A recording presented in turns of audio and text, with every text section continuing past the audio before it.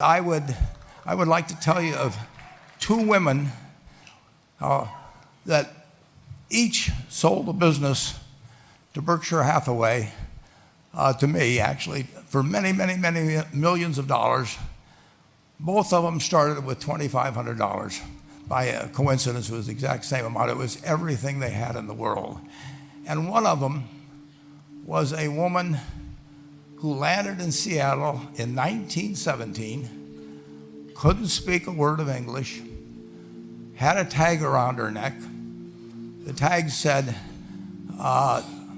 Fort Dodge, Iowa. The Red Cross got her to Fort Dodge, where she was reunited with her husband, who had come to the country a couple of years earlier. And she lived in Fort Dodge for 2 years, and as she put it, she felt like a dummy. She couldn't pick up the language. She couldn't learn a word. And so she and her husband decided to move to Omaha. So they came to Omaha in 1919, and there she found a small colony of Russian Jews, so she started feeling more at home. And then as her oldest daughter went to school, she would come home, this daughter, Frances, and she would teach her mother the words she had learned in school that day. And this woman, Rose Blumkin, spent 20 years saving money, bringing first her siblings over, her mother and father, $50 at a time. She sold used clothing to do it. She had 4 children during this period. And by 1937, after 20 years, she'd saved $2,500. She went to Chicago and she bought what she could of furniture. Her dream had always been to open a furniture store. And this woman who had never gone to school one day in her life, with $2,500, but with the same spirit that the people in this room had about having a dream and working to accomplish that dream, she built a business which she sold to me in 1983 for $60 million approximately, and which did $1.5 billion worth of business last year. The 4th generation is working in that business. This woman, Rose Blumkin, she worked for me until she was 103.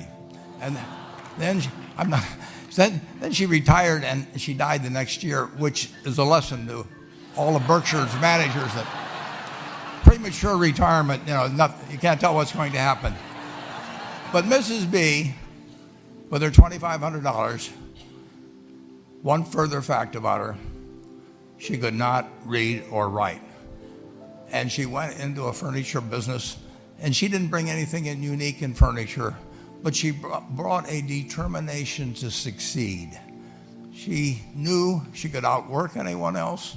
She knew she cared about her customers. She worked at very low gross margins, but she built this incredible business. And I saw one other woman who did a similar thing with $2,500. I paid her hundreds of millions of dollars for her business. So I decided to go to the source and get these people before, I don't want you guys coming around to me asking me hundreds of millions of dollars. I'd like to join in with you much earlier. So I've followed this group, and today I'd like to tell you about one other small business person. This person, I went to buy his business from him, and he turned me down, which was very wise. But this was a fellow who was born about 8 years before I was. He was born in 1922. He was we'll call him Jack, lived in the Midwest. He was a pretty good athlete, didn't like school much. And I'm going to tell you one thing early in the story. Maybe you can figure out who the guy was. The company he built hires more college graduates each year than any other company in the United States. And this fellow, who was destined for this but did not know it, Jack, went to college for a year, and then dropped out. He really wasn't that interested in school. And the year he dropped out was 1941. And when the United States became under attack, he went down to the Army Air Force recruiting station, volunteered, and they turned him down because he had hay fever. So he went over to the Navy and again volunteered, and they took him. They put him on an aircraft carrier. He flew small flight airplanes during World War II, got 2 distinguished flying crosses from the Navy, and then he came back to the Midwest. So now we've got a young guy. Probably by this time he would be 23 or 24 years old. And the interesting thing is, he got back to the Midwest, and he actually kind of went from one job to another for a short period of, or not such a short period of time. And he finally became a used car salesman at a Cadillac dealership in St. Louis, Missouri. And at age 35, having moved up in the organization, the sales organization, he said to his boss, could I go into car leasing business with you? The boss said, well, if you'll cut your salary in half and you'll come up with, I think it was $25,000, which he borrowed, we can become partners in a car leasing company. So my friend Jack started at age 35 in the car leasing business. And he had 7 cars. It was pretty slow. In fact, one of the things he did was whenever the phone rang, he let it ring 3 or 4 times so people would think that he was very busy answering other phones. And of course, it was the only call he was going to get all day. So his first venture was okay, but it wasn't really going to go anyplace. And there's a lesson in this for all of us. At age 40, he decided, with 17 vehicles, 17 cars, he was going to go into competition in the rent-a-car business. So now he's taking on Hertz and Avis and National and people like that who have hundreds and hundreds of thousands of cars. And he's got 17 cars, and his cars aren't any different than theirs. I mean, he's buying them from General Motors or Ford or Chrysler. And he can't get the airport locations. Those companies have them all sold up. But he was determined that he would basically offer the customer, can't offer him a different car, but he can offer them friendlier service than they've ever seen. And so he started a company. He named it after the battleship that he'd flown from in the Pacific, which was the USS Enterprise. And he died about a year and a half ago. But when he died, his rent-a-car company, starting with those 17 cars, was worth more than Hertz and Avis and all the rest of the rental cars put together. The man's name was Jack Taylor, and his son, Andy Taylor, is a good friend of mine, runs the business now. A grandchild is in the business. There'll probably be a 4th generation along the line. So this man, in the United States, he didn't invent artificial intelligence. You know, he didn't do anything that, just like Mrs. B selling furniture, I mean, that any one of us could have entered those businesses.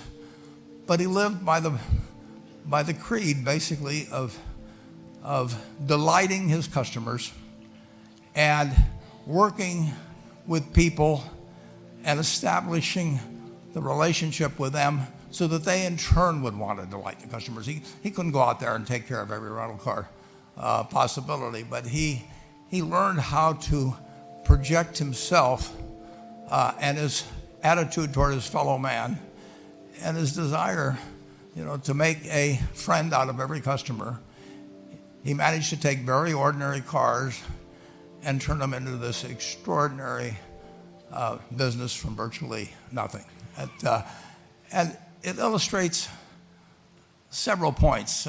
One is you don't necessarily get it right exactly right the first time. I mean, the car leasing business, basically you were competing on the cost of money to finance cars, and it's very hard to delight a customer when you just give them the car and tell them to send you a monthly check for 5 years and you'll be back at that time. So his talents were being wasted basically in that business. But at the age of 40, with all of that experience behind him, he found the golden key, and he took a very ordinary business and turned it into an absolutely extraordinary operation. And just like Mrs. B or Rose Bumpkin did with furniture. And he didn't worry about whether the Federal Reserve was going to tighten or ease. He didn't worry about whether the stock market was up or down yesterday. He didn't worry about the things he couldn't change, but he did focus on the one thing he could change, and that was the customer's experience. And I have seen the one that got away, Enterprise. I went down to Florida and tried to talk him into selling to Berkshire, and he was smart enough not to do it. Probably the value of the company has quadrupled since I made that visit. But he was smart enough to see that he would find that business. Henry Ford, as you may know, failed twice before he started the Ford Motor Company in 1903. I mean, the test isn't whether you get the greatest business idea in the world the first time out. The test is whether you keep learning as you go along what your strengths are and what you can do for your customers, what you can bring especially to the party. And to do that, you need the education that I know you've received through 10,000 small businesses, but you need a genuine desire day in, day out to delight the customer. I've never seen a business, and I've seen a lot of businesses, but I've never seen one that delights the customer that doesn't succeed. I mean, what you want is that customer the next day when they think, do I want to rent a car or do I want to buy some furniture? What goes through their mind? It's the place where they've had a great experience. I don't know what I paid for this tie. Actually, probably if somebody gave it to me, but for the purposes of this speech, I will say I have no idea. But or the shirt I'm wearing, or this, but I do know I will remember how I was treated when I bought it. I mean, you long forget about the price, but you never forget whether you had a good experience or a poor experience with the purchase experience. And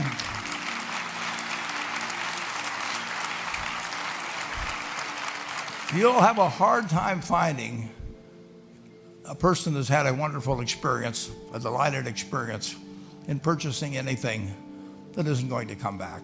And similarly, if the memory is of rudeness, indifference, whatever it may be, they're never going to come back. And as a small business owner, and as you grow, you have to not only be able to project that interest in people's well-being, in delighting them yourself, but you have to do it through other people. And you won't be able to do it through people who themselves do not feel they're being fairly treated, that their views aren't appropriately considered. So you really do have to learn to multiply yourself through other people. And I advise the young people that come to Omaha. We have a number of classes. the key is to certainly, in terms of your personal life, the most important decision you'll make is the spouse that most of you will likely have. And it's very important to surround yourself with people that are better than you are. You are going to move in the direction of the people you associate with. So you constantly.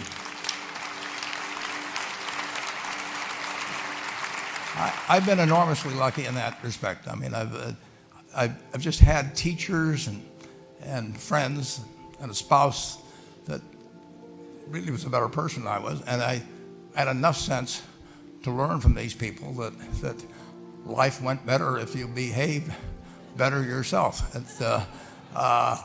It took a while. So I advise you to seek out, as your partner in business, your partner in life, whatever it may be, look for the people that actually are examples to you, rather than somebody that you think you need to straighten out yourself. And simple rules like that, delighting customers, working through other people, associating with people that will cause you to move in a better path than you might otherwise have, they will take you so far in life that it's hard to believe. I mean, they took Rose Blumpkin without being able to speak a word of English, that couldn't read or write, and they took her to what is now a $1.5 billion business. And incidentally, there's been no money put in it since the $2,500. That's been the total capital paid into the Nebraska Furniture Mart. And I think if you looked at Enterprise, I don't know their books the same way, but my guess is that very little equity capital has been added to Enterprise over the years. The business built on itself. So I want to tell you, I admire this group enormously. When I met Dr. Mello's class on September 22nd, 8 years ago, I was thrilled, and I admire people that are doing what you have done. Working hard at your job at the same time, you took on an added really a lot of hard work to further your skills. 99% graduate. I mean, that's a mind-blowing statistic. And I'm looking at 2,200 people here who I admire. I'm cheering for you, and I can tell you the best is yet to come. Thank you.